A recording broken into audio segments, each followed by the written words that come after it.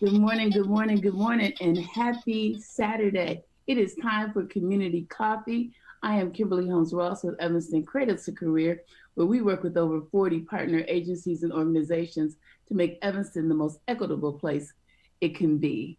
So, good morning. Get your coffee ready, your water, your orange juice, whatever you're drinking. We have an exciting show for you this morning.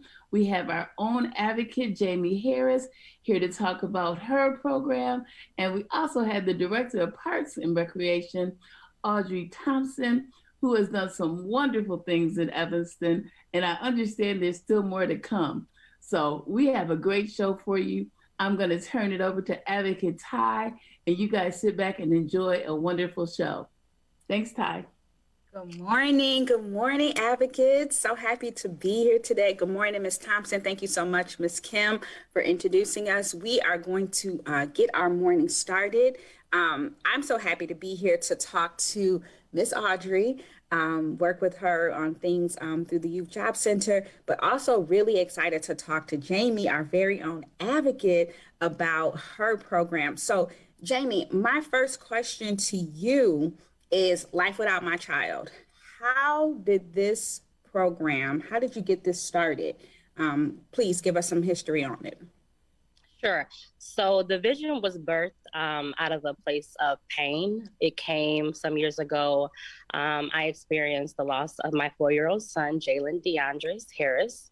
And after experiencing that type of pain, I was searching for support groups in my area in Evanston, and I didn't find any. So I was speaking with my cousin, and we birthed in 2019. We held our very first conference. And I said, hey, I want to do something for angel parents, which is a parent that has experienced the loss of a child, and where we can come together, encourage each other, uplift each other, and share stories with each other, because that's needed. Sometimes it is better to share with those that have experienced similar like things and have similar like feelings to what you have experienced. So we held our very first conference in 2019 here in Evanston at my church, Christ Temple Missionary Baptist Church. We had licensed grief therapists, we had food, it was hugs, it was tears. We also had time where mothers were able to share their story for the very first time. And it was very encouraging. So it was birthed out of a place of pain. And now I'm just branching out, and we're a community-filled support group. And it's amazing. That is wonderful. And it's a good support system to have, but my God, my heart goes out to you for the loss of your son. I'm so sorry to hear that. Recently, my oldest sister lost her daughter, and it's like, I don't know how to comfort her. Like I cannot relate to that feeling. So it's amazing that you have an organization where mothers can come together and really share that experience in that, and bond in that, and have someone to comfort them. So my heart goes out to you and all the members of your group. I'm about to start crying. Ms. Thompson, can you tell us a little bit about where does the city come in with this kind of organization and grief and loss that we have some things that are happening in the city, and I know your group has done some stuff working with grief and violence in the city. Can you tell us a little bit about where the city comes in? Sure. So I want to go back to, of course, this is 2022, but I want us to go back to last year, 2021. So I took this job as a community services manager back in 2020. And there were, some men who lost their lives in 2020. And last year, and we kind of started recognizing even then that there was some lack on the city's part in how we responded to violence perpetrated on, our community, but also how we responded in the neighborhood where the persons were who lost their life were, where they were harmed, and also the community that was looking on, that neighborhood, that community, but also because sometimes where a person loses their life is not necessarily where they live. So what happens to the neighbors where they live? and also on the neighborhood where the violence was perpetrated. So as you all can remember, there were 2 deaths and a serious injury that happened on Hovland. And during that time, I started going to their block. They had formed a block club on that street on Hovland, and I started going to their Saturday meetings right in the park. And what really touched me was a young man. He couldn't have been more than 8 or 9. And he said, you know, we saw some things that we will never erase from our memories on that day. And he said, nobody came on our block to check on us. He said, nobody knocked on our doors. Nobody said, how are you? And here are the resources that will help you get through this trauma. Because you don't get over it. You know, you try to get through it, but sometimes it takes folks a lifetime to even go through or get through the trauma, if ever. So at that time, we formed the collective, 9 organizations in the city. And we said, we have to have some type of crisis response when there's community violence. And so those 9, I always leave one out. Those 9, we've got Connections for the Homeless. We've got, and let me say first, because I got to give props to Cradle to Career, because Cradle to Career is the mother organization for all of our organizations. So we are birthed out of Cradle to Career. So we could never, so even though Cradle to Career may not be listed, it is why we are founded. And, you know, all of our work is moved and grooved and birthed out of Cradle to Career. So, you know, it's Connections for the Homeless, it's Erie Healthcare, you've got the Moran Center, Kurt's Cafe, Infant Welfare Society of Evanston. And I know I'm missing some, and we'll figure that out at the end, but I want to just get to, we met and we said, what do we need to do? So from that point, we said, anytime there is an act of violence, we will meet within the hours to discuss what our community response will be. And it always has to include going on the block. If the violence, when the violence happens in Evanston, we go on that block and just go a radius, not just that block, but a radius around, because you never know what people hear, what people see, and knock on every door. And I actually talk with the residents, the neighbors, but also give them something in their hands that will say, and here are the resources that you can use, whether that's mental health counseling, whether that's, you know, someone who is a survivor, I'll say, of the violence, needs to go for a certain amount of time outside of that community, outside of that neighborhood. What does that look like? So we give that to into their hands, and then we schedule a healing circle where anyone in that community can come and sit and talk with their community leaders and other neighbors. And that circle will be ran by someone who is facilitating the discussion. So we formed that, but then after that, we had a block party because we wanted to, you know, just acknowledge what happened on the block. And we also wanted people to understand, while there was violence on this block, this does not need to be the block that's shunned, where people, I don't want to go on that block. So how do we bring people and have a neighborhood event, a family event where everybody's out and about? We have, you know, free food. We have, you know, obstacle courses and games for the kids to play. There was a garden that was formed by Evanston Grows, with Evanston Grows and that community, where now they can get fresh produce on their block, on their street. So a lot came out of that.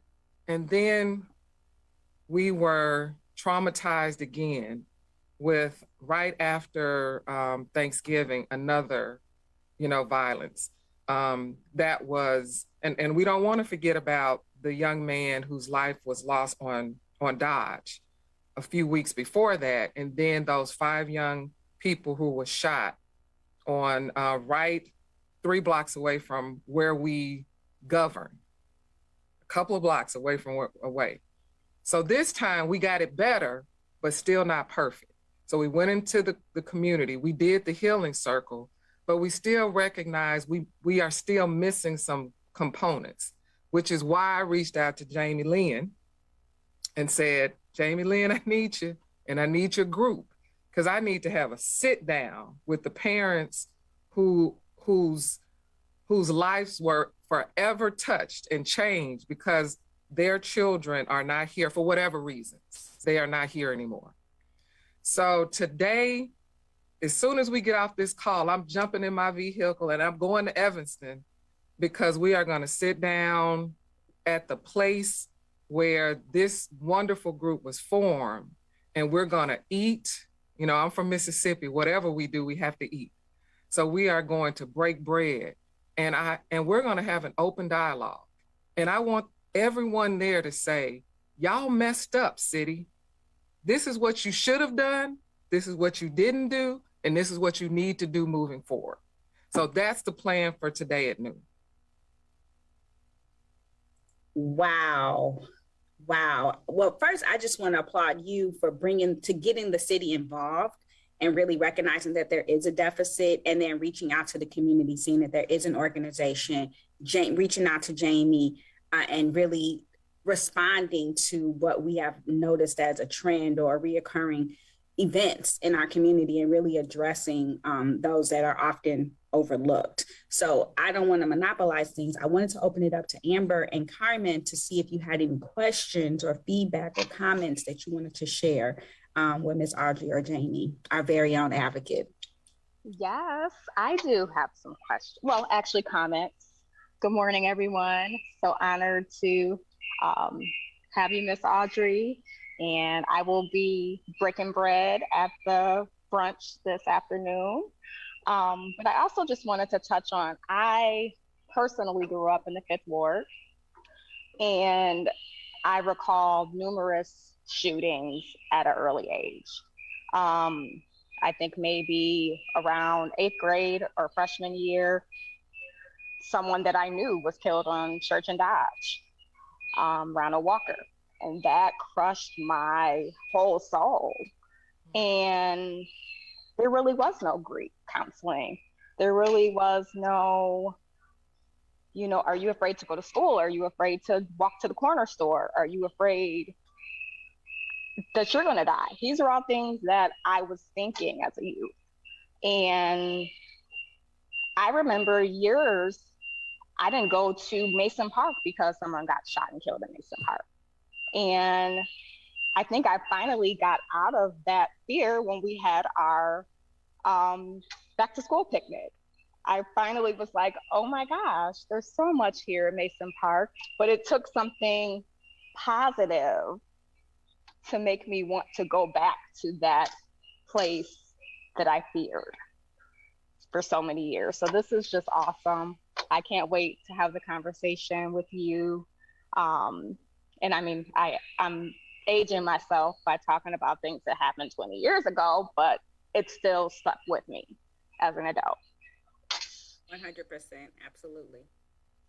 Definitely, Amber, I share those same sentiments. I have Black boys, and I was afraid for my sons that play basketball, and Mason Park was like a staple of basketball for Black kids right around the corner. It's like, oh no, you can't go over there, because it was, that place that was, riddled with violence or whatever. But I have seen the change over years with the city, and the summer program, you all getting over there with the kids, doing things in the park, our back to school picnic, and some of these Friday evening events were actually fantastic, and it made you feel like, okay, it's okay to be here. It is a good place. Evanston is good. There are things that happen, but this is a good place. So I thank you for that. Carmen? Good morning. Thank you. Jamie, I just want to thank you for your vulnerability and just, your willingness to share your story. And very excited that you have a program that's supportive of parents. And Audrey, I just thank you for, I feel like sometimes as a city, there's not often people that are willing to get feedback from the community and really listen and then take that feedback and do something with it. So the fact that you are showing up at a conversation, excuse me, and realizing people may have some negative things to say about, you know, how things happened or what the city could have done and didn't do, I think speaks volume to your leadership. And so I'm excited to see what could potentially come from today's conversation. So thank you both. I have a quick question, Miss Audrey, Jamie, is the meeting that you all having at 12 o'clock, is this an open meeting? Is it something that other people can join, or is it limited to the group in which you serve, the population in which you serve? Can you tell us a little bit more about the meeting? Sure. So the Life Without My Child is a private support group because the mothers and the angel fathers that are in the group are very dear to my heart. So I protect them by any means. So it is a private group for today. But if there is someone that is interested in joining us, we do have a Life Without My Child Facebook page. They can go on there. But today is for those that have experienced loss of a child, and that is with Invite. So yes, it is a private group today. Thank you. That's important. I think that's good, and I'm glad of it. Ms. Audrey, I wanted to talk to you about, I know that you had a different role where you were facilitating these organizations, these groups, and working with the city, and now you've stepped into the interim Parks and Recreation Manager.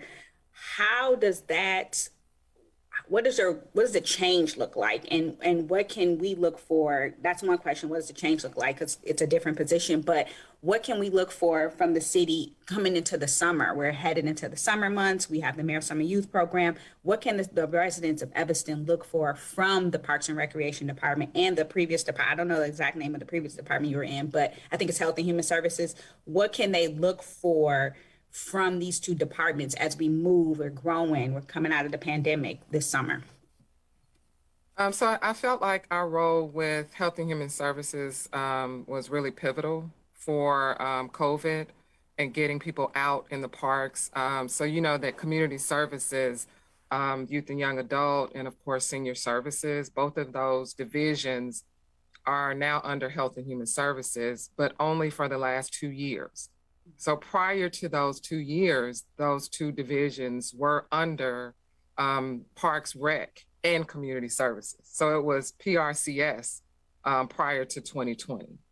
And so we had done an equity study some time ago and really felt like all the social services departments or divisions, programs should be under one umbrella. And that is why in 2020, those two divisions were moved.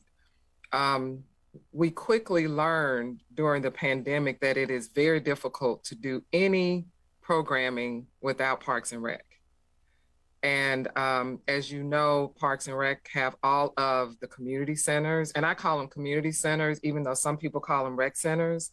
And this is one thing that, again, has to change with the city. They are recreational facilities, but when you change them to community centers, that brings more of community back to say young people should be able to, neighbors, community members should just be able to go in and not feel like, well, what is the cost of me entering that building? Which is why, as Ty, as you know, that none of the programs and services that my division has put on in the last 2 years have had a cost associated. Everything is free. I don't even want, if a vendor comes, I want them to share information, but not sell their product or service. And so what we can look forward to is more of what we've already done with our My City, Your City, Our City initiative, which, as you know, the Evanston Public Library, Carmen, you are out on many of those endeavors over the summer. But we're going to start that off. And the goal is for our Youth Advisory Committee, which of course Cradle to Career is highly involved with. Our goal is to have our Youth Advisory Committee really lead the charge this year and go to the city council, because people say, why in the world do you want to work for the city when there's so much bureaucracy? Like, let's just elephant out of the room. Well, because at the city, I'm able to take what the community says and change laws that will be enacted from here on out, which is why I want to be more active on not just a micro level where we're changing the individual, but also changing the policies that govern how people are treated. And so when we talk about racism, it's systemic. it's institutional. It's not just individual, because it's what institutional racism does that creates laws that keep people from obtaining their best potential. So that is why I work for the city, and I want to continue doing this. So let's get into my city, your city, our city, all of the block parties. So we already have 4 block parties started. And as you can recall, our first block party last year was on Hovland. Again, we will have First Friday on June 3rd. That's going to kick off our Safe Summer initiative. And then that Saturday, we will be right back at Hovland doing a block party. So First Friday at Amber at Mason Park. Same, you know. And the reason why I love being back with Parks and Rec is, you know, we got a hundreds, like the tens of thousands of dollars for a movie screen. And our last event, we had the movie screen out at Mason. It was a beautiful event. We watched Soul and whatever that movie is called. We watched that. We had all kinds of free, you know, giveaways, bikes. You know why we have bikes at the events, free bikes? Because we know how many bikes are stolen every year. So very true. Young people aren't stealing bikes because they want to sell them. They stealing them because they want to ride them. So why aren't we giving away bikes so young people don't have to do that? So, or letting them work for them. Like, you don't get things for free mostly. So we want to be able to get them to work. So my city, your city, our city, if people are on this call and they need a job, we need people to work the initiative.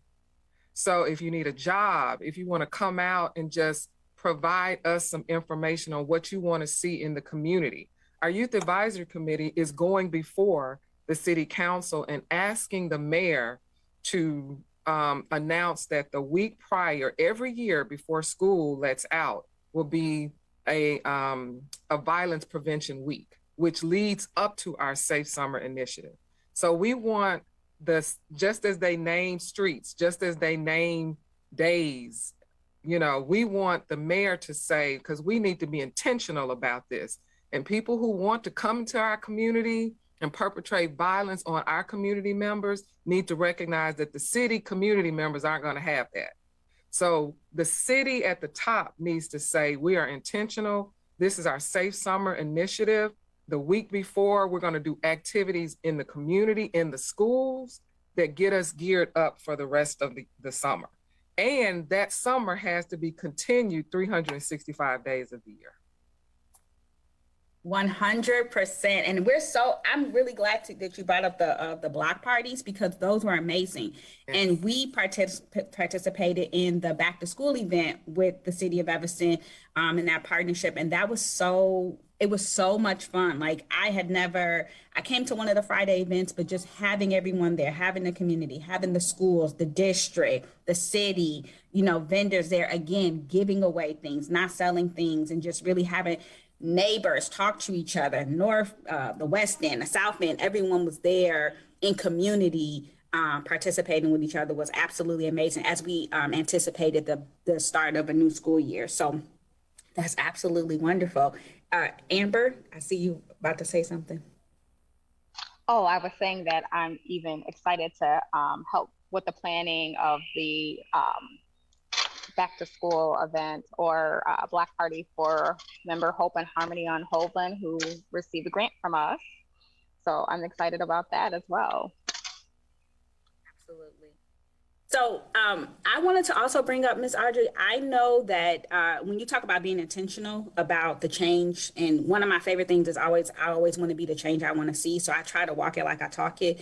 And I have noticed over the past few years, and under your leadership, and, you know, a little bit probably before you came, that the people that are in the community working for the city represent the community in which they serve.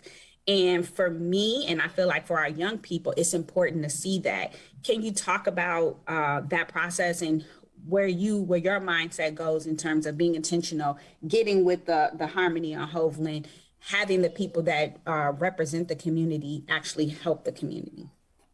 So I don't think that you should do anything for people. I think you should do it with them. And even more so, they should be directing the change or whatever policies, procedures, because those affect them, you know, specifically. So anytime we create any program, it is with the community residents. So our community of individuals who have disabilities say nothing about us without us. That's one of their famous slogans. And so we are careful to make sure that if we are working with youth, that we're not providing something for them. So, you know, even the drop-in centers, the reason why we went to Robert Crown is because I was passing by Robert Crown with one of the young people who was helping us with the pop-up food pantry. And we were dropping off food at houses. We passed by Robert Crown. I said, have you been in the new Robert Crown? And he said, no. He said, you know, they don't let us in there. And I said, what you mean they don't let us in there? He was like, you know, we're not welcome. And I said, we like Black people? And he's like, yeah, and especially like me, a Black man, boy, teenager. And I said, oh, that's a problem. I dropped him off, got right on the phone with Lawrence. And I was like, how many days can you give me for free over the summer so our young people can go play basketball, ice skate? I didn't even think that was a thing. I'm from Mississippi. We don't ice skate. So I was like, but when we opened it up, Black people know how to ice skate, no matter what people are saying. And they want to ice skate. So we opened it up. It was one night a week initially. And then I said, I need another night. So then it became 2 nights. And if you ever went there Monday through Friday over the summer, 6 to 9, it was like a teen club. We had music playing, we had food, and the young people, every month, we had what we call a town hall meeting. And they would say, those French fries y'all keep baking in the oven, y'all need to fry them.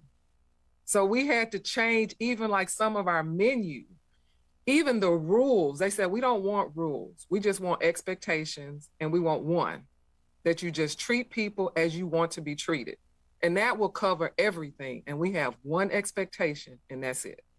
So, you know, the young people, they said, we don't want you hovering over us.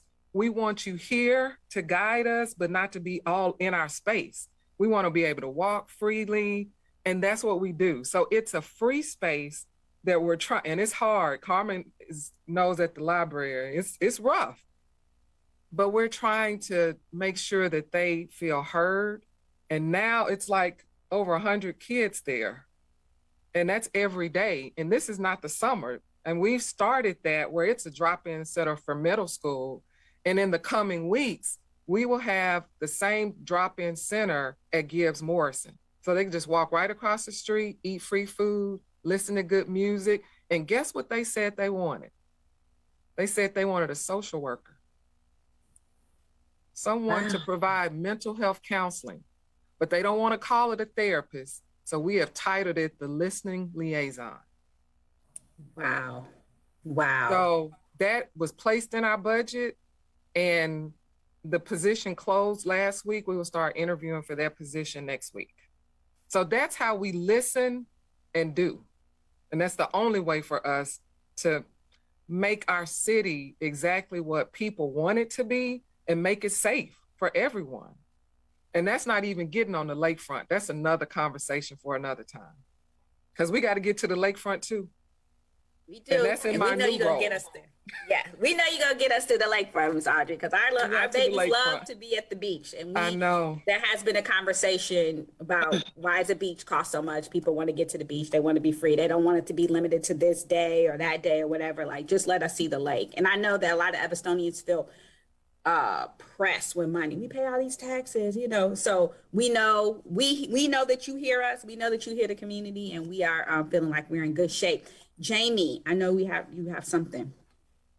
Yes. So first, I would like to thank Audrey. When we spoke for the first time on the phone, it was like I had known you forever. So it was really, really cool. So I appreciate you. I think I'm excited about the partnership that we are creating.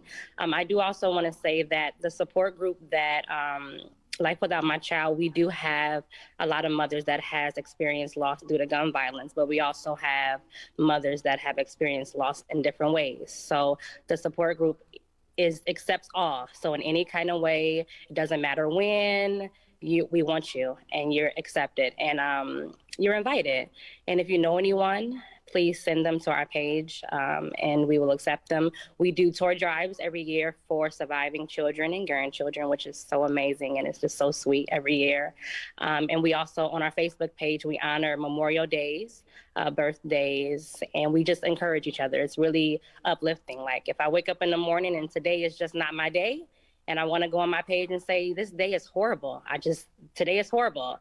That's the space for it. It is a very safe space and it's very private and it's very therapeutic. So I'm excited. I'm excited for the connection and just thank you all. No, thank you, Jamie. Appreciate that. And Jamie, does your organization accept, I know you say do toy drives and things of that nature. How can someone give? Like I can't give emotionally, I can't, relate to you, but how can I let a mom know or a dad, angel mom or angel dad know that I'm here for them. I want to support them. I want to support their family or support your organization. How can someone give to your organization? Absolutely. So around the time when we do the toy drives, I normally post. So on our page, we post all of the information on how to donate during that event. You can also email us at lifewithoutmychild2019@gmail.com and let me know there. Excellent. And we'll share that on our advocates page. So if anyone missed this video's actually, you could watch it again. And we will also share that information on our advocate page. So we can make sure that we are supporting our family members in the community as they deal with these kind of things. So this has been amazing. I'm so excited. Looking forward to the summer. I'm looking forward to Friday, June 3rd at Mason Park. I will be there. My children will be there. The city of Evanston, I want to invite everyone to come out and support and be a part of this free event.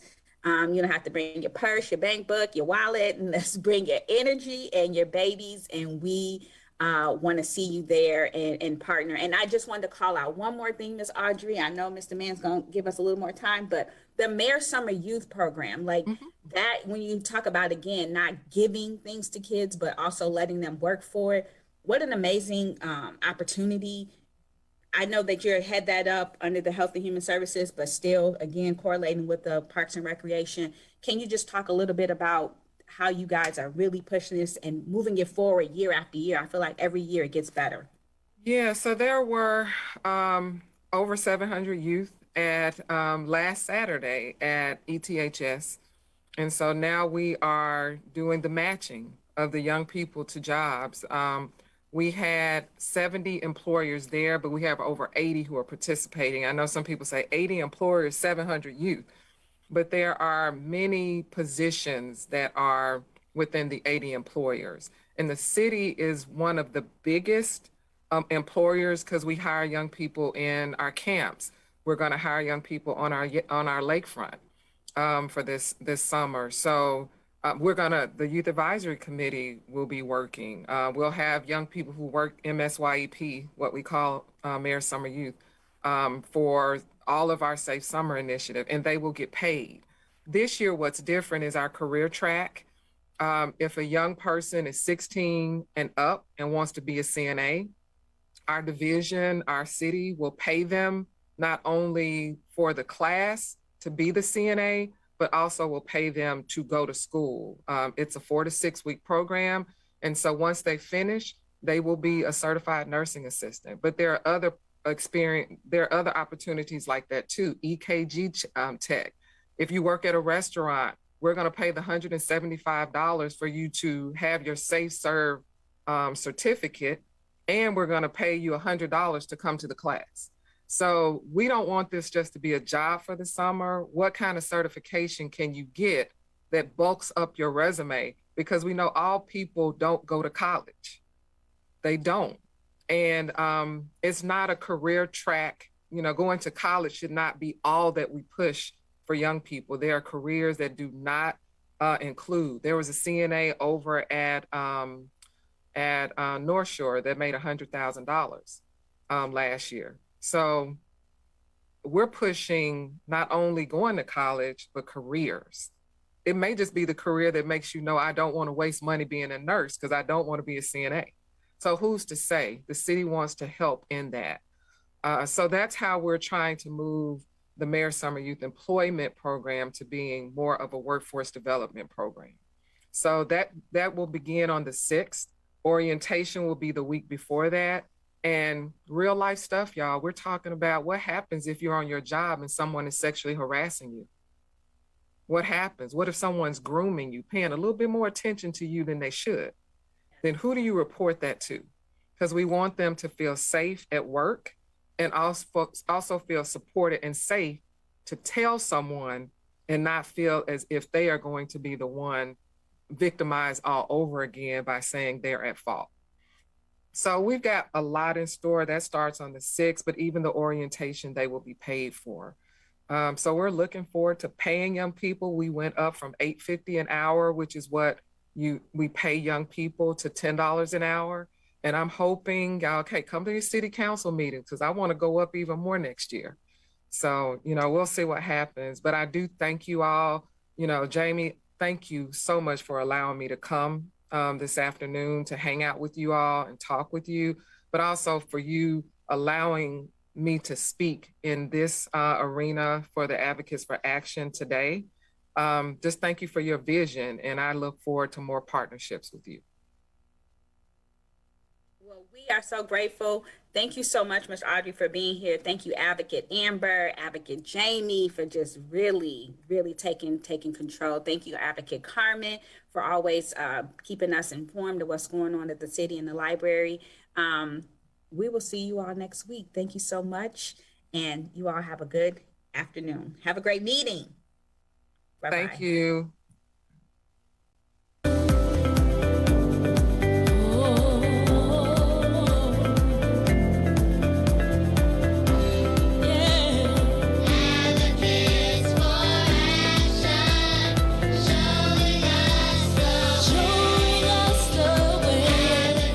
Listening to Evanston Cradle to Career Advocates for Action on Radio La Difference. Please tune in again next Saturday at 10 a.m. for another show. Thank you.